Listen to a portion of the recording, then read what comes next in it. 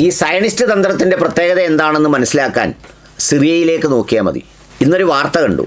Israeli military vehicles advance into southern Syrian village of Mairia. അതായത് സിറിയയിലെ ഒരു southern വില്ലേജിലേക്ക് Israel സൈന്യം പ്രവേശിക്കുന്നു എന്നതാണ് വാർത്ത. സിറിയ ഒരു സ്ട്രോങ് സ്ഥലമായിരുന്നു. സ്റ്റെബിലിറ്റിയുള്ള സർക്കാർ അവിടെ ഉണ്ടായിരുന്നു. ജനാധിപത്യപരമായ പ്രക്രിയയിലൂടെ അധികാരത്തിൽ വന്ന ആളുകളെ അട്ടിമറിച്ച് അവിടെ ഒരു പാവയെ പ്രതിഷ്ഠിച്ചു. ഇപ്പോൾ സാധാരണ പാവയെ പ്രതിഷ്ഠിക്കുമ്പോൾ പിന്നെ ആ പ്രതിഷ്ഠിക്കുന്ന ആളിനോടൊരു ഇഷ്ടം തോന്നേണ്ടതാണ്. ഇപ്പം നമ്മൾ ഏതെങ്കിലും ഒരു രാജ്യത്തെ ദുർബലപ്പെടുത്തി അവിടെ നമുക്കിഷ്ടപ്പെട്ട ഒരു ഭരണാധികാരിയെ അവിടെ പ്ലേസ് ചെയ്താൽ പിന്നെ അവനോടൊരു നീതി കാണിക്കുമല്ലോ. എന്ന് പറഞ്ഞാൽ സ്വന്തമായി കൂടെ നിൽക്കുന്നവനോടൊരു നീതി. ആ നീതി പോലും ഇസ്രായേലിനെ സംബന്ധിച്ചിടത്തോളം ഇല്ല.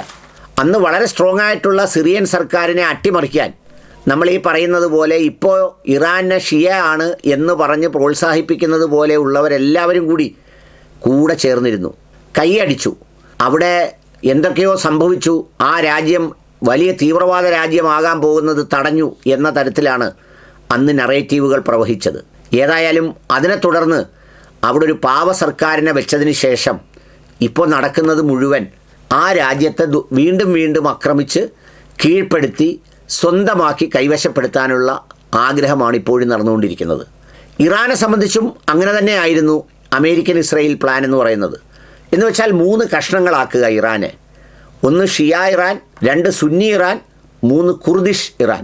ഇങ്ങനെ 3 ഇറാനുകളാക്കിയാൽ പിന്നെ അത് ദുർബലപ്പെടുത്താനും പിടിച്ചെടുക്കാനും വളരെ എളുപ്പമാണ്. ഓരോ കഷ്ണങ്ങളായി ഇങ്ങനെ എടുത്താൽ മതി. ആ ഇറാൻ്റെ ചെറുത്തുനിൽപ്പ് അവസാനിച്ചാൽ പിന്നീട് മിഡിൽ ഈസ്റ്റ് മുഴുവൻ കൈവശപ്പെടുത്താൻ അതിനേക്കാൾ ഈസിയാണ്. അവിടെ എല്ലാം താവളങ്ങളുണ്ടല്ലോ. ആ താവളങ്ങളിൽ നിന്ന് ഫോഴ്സ് അങ്ങോട്ട് ചലിച്ചാൽ പോരെ, അപ്പോഴേ ഇട്ടിട്ട് ഓടൂല്ലേ എല്ലാവരും. ഏതായാലും അതായിരുന്നു പ്ലാൻ എന്നുള്ളത് ഒരുമാതിരി മനുഷ്യർക്കെല്ലാം അറിയാമെങ്കിലും അത് തിരിയാത്തവരുണ്ട്. അതിൻ്റെ ചരിത്രം അറിയണമെങ്കിൽ പണ്ടൊന്നുമല്ല, ഈ സമീപ ഭൂതകാലത്ത് നടന്ന സിറിയയിലെ ഡെവലപ്മെൻറ്റിലേക്ക് നോക്കിയാൽ മതി. ഇപ്പോൾ എന്താ ചെയ്യുന്നത്? ഹൂത്തികളുണ്ട് അല്ലെങ്കിൽ ഹിസ്ബുള്ളയുണ്ട് എന്നൊക്കെ പറഞ്ഞിട്ട് ആ രാജ്യത്തെ എല്ലാ തന്ത്രപ്രധാനമായ കെട്ടിടങ്ങളും തകർക്കുക, ഭരണകൂടത്തെ അസ്ഥിരപ്പെടുത്തുക. എടാ, അവിടെ ഏതെങ്കിലും തരത്തിലുള്ള തീവ്ര നിലപാടുകാരുണ്ടെങ്കിൽ അവിടെയുള്ള സർക്കാരിനെയല്ലേ ശക്തിപ്പെടുത്തേണ്ടത്? അവർക്കല്ലേ ആയുധങ്ങൾ നൽകേണ്ടത്? അവർക്കല്ലേ പിന്തുണ നൽകേണ്ടത്? ഇത് അവർക്കല്ല നൽകുന്നത്.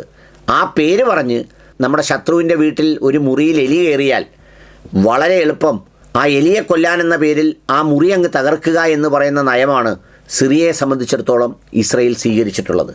അതിൻ്റെ തുടർച്ചയാണ് ഈ സദേൺ വില്ലേജിലേക്കുള്ള കടന്നുകയറ്റം. അതവിടെ നിരന്തരം നടന്നുകൊണ്ടിരിക്കുകയാണ്.